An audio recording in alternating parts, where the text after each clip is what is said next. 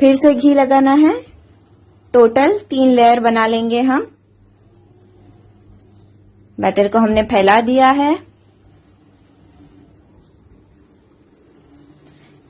खसखस और dry fruit छिड़क देंगे और ढककर फिर से पका लेना है।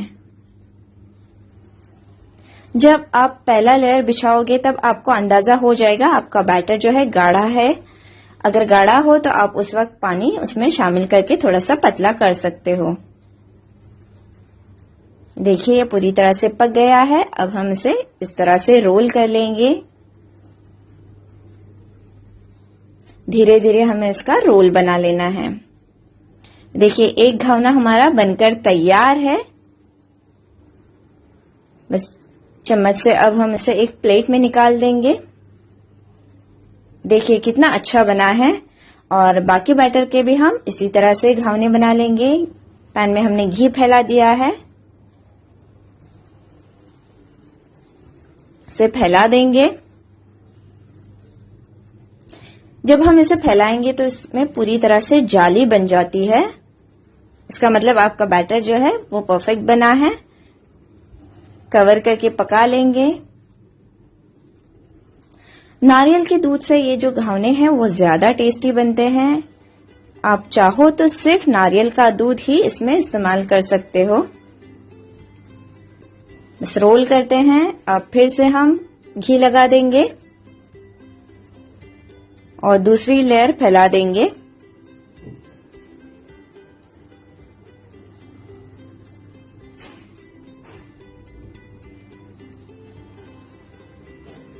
ड्राई फ्रूट्स ऑप्शनल है, अगर आपको पसंद ना हो तो आप स्किप कर सकते हैं।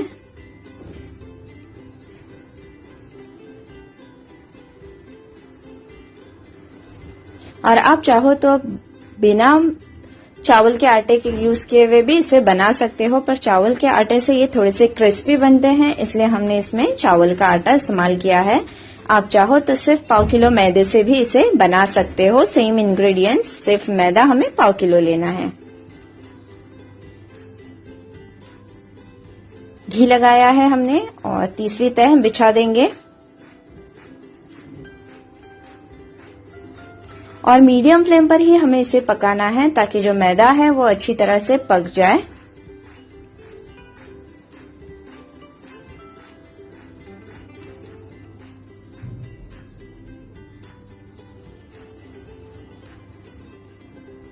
देखिए दूसरा घावना भी हमारा बनकर तैयार है। हम इसे इस तरह से रोल कर लेंगे।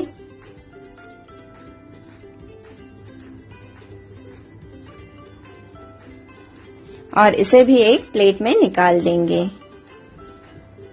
देखिए इस पे पूरी तरह से जाली बन गई है।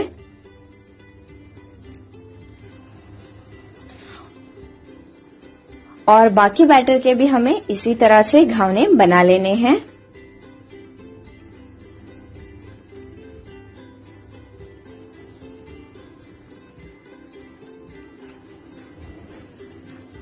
इसे भी एक डिश में निकाल देते हैं।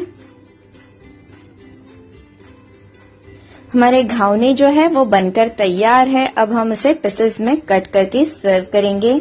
रेसिपी पसंद आए तो आप इसे जरूर ट्राई करना। कुछ लोग इसे कट करके फिर से घी में फ्राई करके खा लेते हैं। जैसे आपको पसंद हो आप सर्व कीजिए।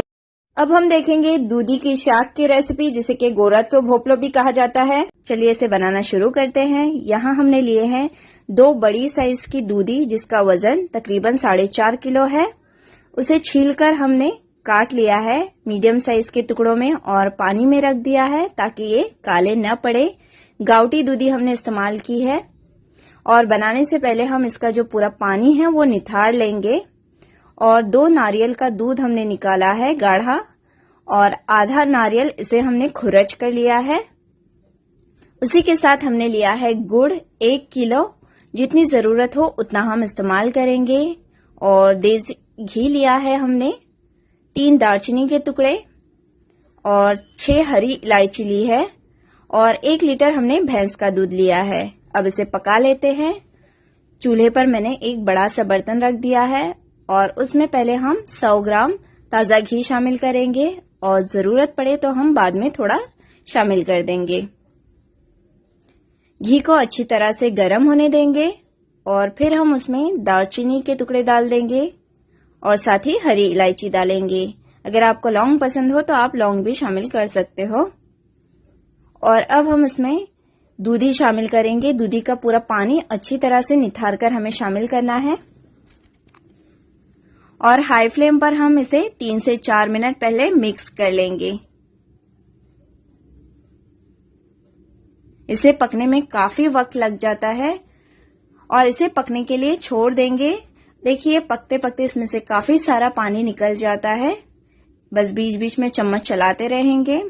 इसे पकते हुए 10 से 15 मिनट हो गए हैं। फ्लेम को हमने मीडियम रखा है। ये देखिए अब इसमें एक बार चम्मच चलाया है हमने और फिर हम इसमें नारियल का दूध शामिल करेंगे। 2 नारियल का दूध हमने गाढ़ा गाढ़ा निकाला है और उसे शामिल कर देते हैं और फिर हम कंटिन्यू चम्मच चलाते रहेंगे ताकि जो दूध है वो ना फटे। फ्लेम को हमने मीडियम रखा है। आप हाई से मीडियम फ्लेम पर इसे पका लें। 7 से 8 मिनट हमने कंटिन्यू चम्मच चलाया है इसमें ताकि जो दूध है वो ना फटे। नारियल का दूध शामिल करने से ये बहुत ही ज्यादा टेस्टी बनती है। आप चाहो तो सिर्फ भैंस के दूध में भी बना सकते हो। और अब हम इसमें गुड़ शामिल करेंगे। पहले हम सारा गुड़ नहीं डालेंगे, मीठा चखेंगे उसके बाद। तो 200 ग्राम के करीब मैंने गुड़ बचा के रखा है। 800 ग्राम ही पहले हमने इसमें शामिल किया है और इसे मिक्स कर लेते हैं। जरूरत पड़े तो आप इसमें बाद में एक्स्ट्रा गुड़ शामिल कीजिए। इसे अच्छी तरह से हमने मिक्स कर लिया है और अब हम इसे पकने के लिए छोड़ देंगे। फ्लेम को हमने मीडियम ही रखा है और इसे पकने में काफी वक्त लग जाता है। बस बीच बीच में चम्मच चलाते रहेंगे। पुराने जमाने में इसे चूल्हे पर बनाया जाता था, लकड़ी के चूल्हे पर। ये देखिए पकते हुए इसे तकरीबन 1 घंटा हो गया है। अब हम इसमें खुरचा हुआ खोपरा शामिल करेंगे और आधा कप हम इसमें मिल्क पाउडर डालेंगे। इससे ये ज्यादा टेस्टी बनता है। थोड़ा सा नमक शामिल करना है और इसे मिक्स कर लेते हैं।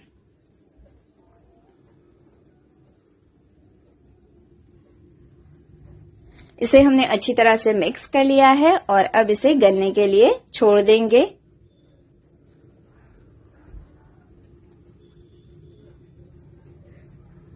दो घंटे हो गए हैं इसे पकते हुए। अब हम इसे मिक्स कर लेंगे एक बार और चेक कर लेते हैं दूधी गली है या नहीं। दूधी देखिए अब भी काफी कच्ची है, काफी गलनी बाकी है। इस वक्त हम उसमें भैंस का दूध शामिल करेंगे। तो यहाँ मैं 1 लीटर भैंस का दूध शामिल कर रही हूँ। जितनी जरूरत हो उस हिसाब से आप इस्तेमाल कीजिए। अगर आपकी दूधी ज्यादा कच्ची हो तो 1 लीटर और अगर काफी गल गई हो तो आधा लीटर दूध इनफ होता है। बस इसे हम अच्छी तरह से मिक्स कर लेंगे और फिर इसे गलने तक, पूरी तरह से गलने तक हम इसे पकने देंगे। फ्लेम को हमने मीडियम ही रखा है। इसे अच्छी तरह से मिक्स कर लेना है और गलने के लिए रख देना है। 3 घंटे हो गए हैं इसे पकते हुए।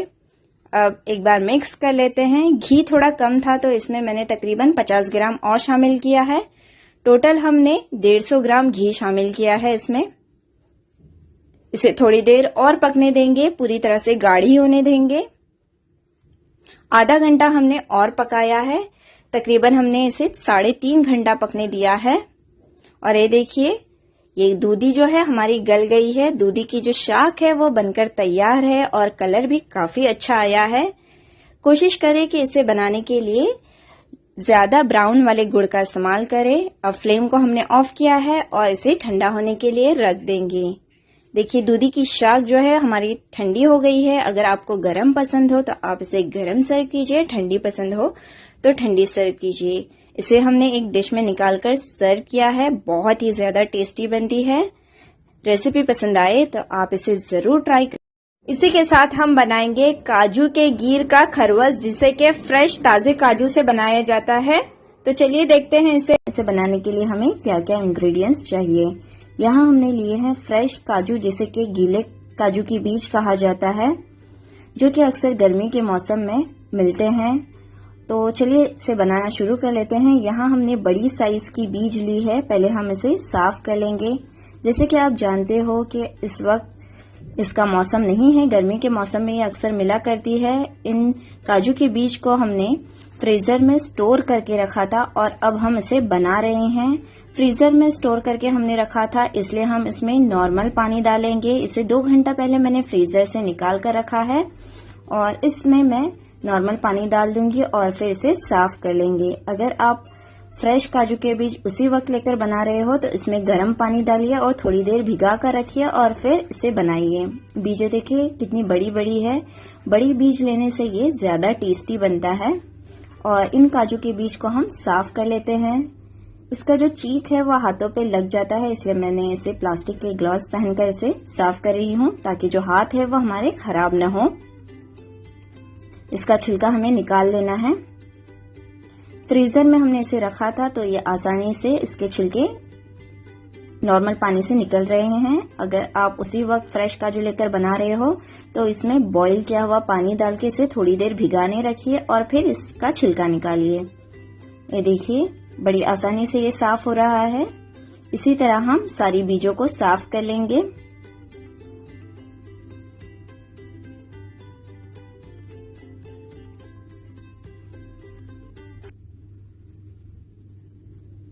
ये देखिए सारे काजू की बीज को हमने साफ कर लिया है और इसमें से हम 1.5 कप काजू लेंगे साफ किए हुए।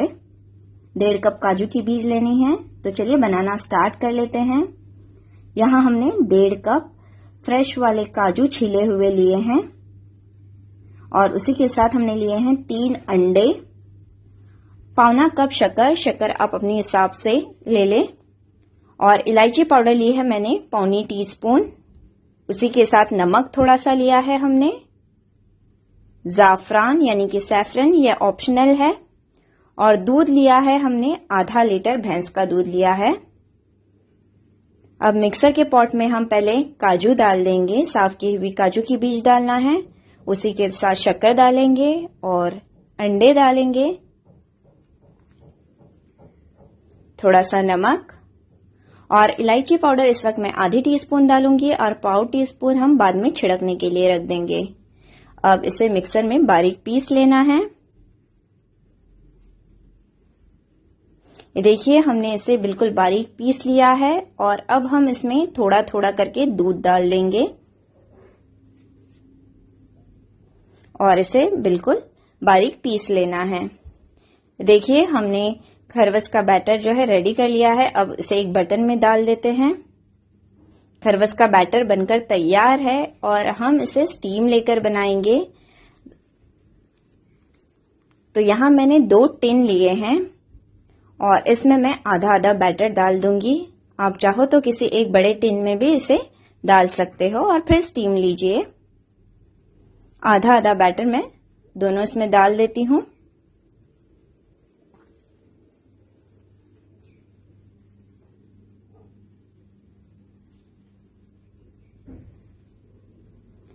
ऊपर थोड़ी सी इलायची पाउडर छिड़क देंगे।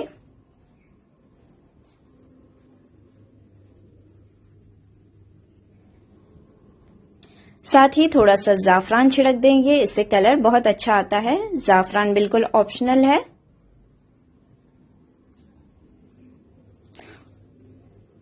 और देखिए 1.5 कप काजू में हमारे 2 टिन बनकर तैयार हो गए हैं। आप चाहो तो इसे एक बड़े से टिन में भी डालकर स्टीम ले सकते हो। मैंने इसे स्टीम लेकर बनाया है और यहाँ एक स्टीमर में मैंने पानी बॉईल करने के लिए रखा है। इसमें रिंग रख देंगे और खरवस का टिन जो है वो हम इसमें रख देंगे और फ्लेम को बिल्कुल हमने लो रखा है और लो फ्लेम पर हम इसे ढककर 35 से 40 मिनट पका लेंगे, जब तक ये पूरी तरह से पक नहीं जाता।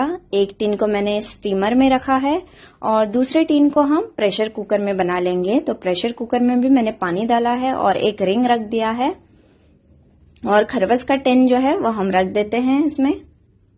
और प्रेशर कुकर की सीटी जो है मैंने निकाली है और इसे हम लो फ्लेम पर कुकर का ढक्कन लगाया है और लो फ्लेम पर इसे भी हम 35 से 40 मिनट पका लेंगे। ये देखिए स्टीमर का जो है खरवस हमारा पक गया है। 35 मिनट में ये पककर रेडी है।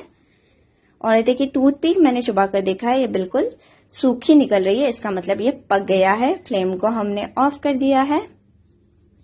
और दूसरी तरफ जो प्रेशर कुकर में हमने बनाया था वो भी 35 मिनट में पककर तैयार है। देखिए ऊपर से पूरी तरह से सूख गया है। ये दोनों टिन खरवस के बनकर रेडी है।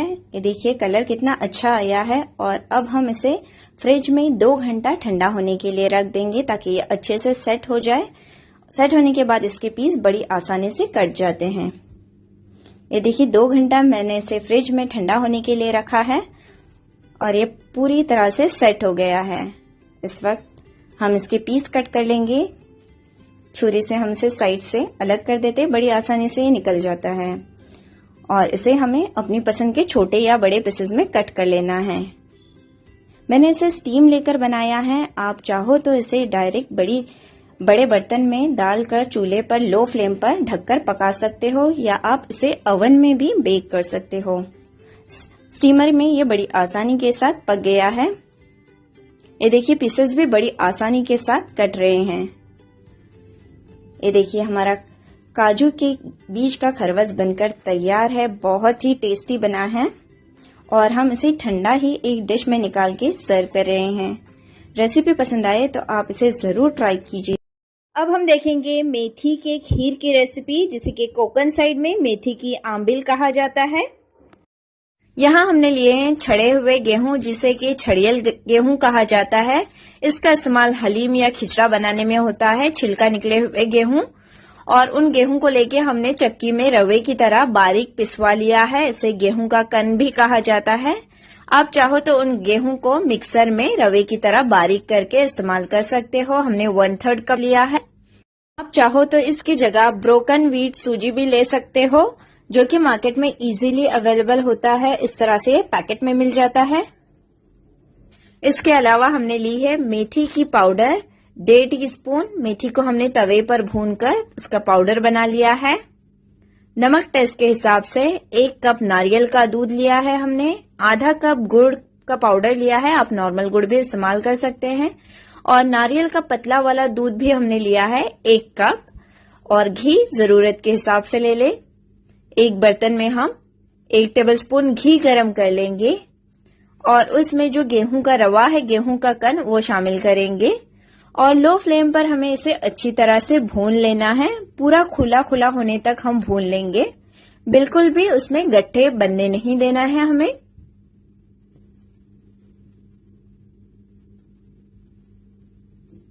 ये देखिए हमारा गेहूं का जो रवा है वो अच्छी तरह से भुन गया है। अब हम फ्लेम को ऑफ करेंगे और उसके बाद नारियल का जो पतला वाला दूध है वो शामिल करेंगे, वरना जो है चूल्हा ऑन रखेंगे तो वो बाहर उड़ने लगता है। इसलिए हमने फ्लेम को ऑफ रखा है और पानी वाला नारियल का दूध शामिल कर दिया है और इसे अच्छी तरह से हमें मिक्स कर लेना है। बिल्कुल भी गट्ठे होने नहीं देना है। कंटिन्यू चम्मच चलाना है। ये देखिए ये अच्छी तरह से मिक्स हो गया है। अब हम फ्लेम को ऑन करेंगे और उसमें नारियल का गाढ़ा वाला दूध शामिल करेंगे। फ्लेम को हमने मीडियम रखा है और कंटिन्यू चम्मच चलाते रहना है हमें। बिल्कुल भी गट्ठे बनने नहीं देना है। ये देखिए ये पूरा अच्छी तरह से मिक्स हो गया है। और अब हम इसमें बाकी इंग्रेडिएंट शामिल करेंगे। गुड़ का पाउडर डालेंगे, थोड़ा बचा कर रखा है, जितना मीठा चाहिए उतना डालना है। मेथी की पाउडर भी डालेंगे और नमक टेस्ट के हिसाब से इन सारी चीजों को हम मिक्स कर लेते हैं। मिठास के हिसाब से हमें गुड़ का पाउडर शामिल करना है। जितना मीठा पसंद हो उतना डाल दे। ये देखिए ये अच्छी तरह से मिक्स हो गया है। मीडियम फ्लेम पर ही हम इसे अच्छी तरह से पकने देंगे। गेहूं का जो रवा होता है वो पकने में ज्यादा वक्त लगता है। इस वक्त मैंने मिठास चेक कर ली थी, कम है, इसलिए मैं बचा हुआ गुड़ भी इसमें शामिल कर देती हूँ और अच्छी तरह से हम मीडियम फ्लेम पर इसे पका लेंगे। इस वक्त ये देखिए काफी गाढ़ा लग रहा है, तो इस वक्त हम नारियल का पतला वाला दूध और आधा कप शामिल करेंगे। टोटल हमने 1.5 कप नारियल का पतला वाला दूध शामिल किया है। आप चाहो तो उसकी जगह पानी का भी इस्तेमाल कर सकते हो, पर नारियल के दूध से ये काफी टेस्टी बनता है। मीडियम फ्लेम पर ही हमने इसे अच्छी तरह से मिक्स कर लिया है। इसे अच्छे से बॉईल आने देंगे हम। ये देखिए काफी हद तक पक गया है और अच्छे से बॉईल भी आ गया है। इस वक्त हम फ्लेम को लो करेंगे और लो फ्लेम पर ही हम इसे 4 से 5 मिनट ऐसे ही पकने देंगे। बस बीच में 1 से 2 बार चम्मच चलाना है। जो रवा है गेहूं का वो पूरी तरह से पकने तक हम इसे लो फ्लेम पर पकाएंगे। ये देखिए अच्छी तरह से गाढ़ी भी हो गई है और इसके अंदर का जो रवा है गेहूं का वो भी पूरी तरह से पक गया है। ये हमारी मेथी की आंबिल जो है वो बनकर तैयार है। फ्लेम को ऑफ करेंगे और इसे एक डिश में निकालकर सर्व करेंगे। इसे एकदम ज्यादा गाढ़ा होने नहीं देना है, क्योंकि ये ठंडी होने के बाद गाढ़ी हो जाती है। देखिए मेथी की खीर, जिसे कि कोकनी में मेथी की आंबिल कहा जाता है, बहुत ही हेल्दी बनती है और बहुत ही टेस्टी बनती है। बहुत ही सिंपल तरीका है इसे बनाने का। ये सारी डिशेस जो है वो बहुत ही जबरदस्त बनकर तैयार होती है। रेसिपी पसंद आए तो आप इसे जरूर ट्राई करना और हमें कमेंट करके भी जरूर बताना कि कैसी बनी थी आपकी ये डिशेस। और हमारे चैनल को सब्सक्राइब करना न भूलें। इंशाल्लाह फिर मिलेंगे एक नई रेसिपी के साथ। तब तक के लिए इजाजत चाहती हूँ। टेक केयर, अल्लाह हाफिज।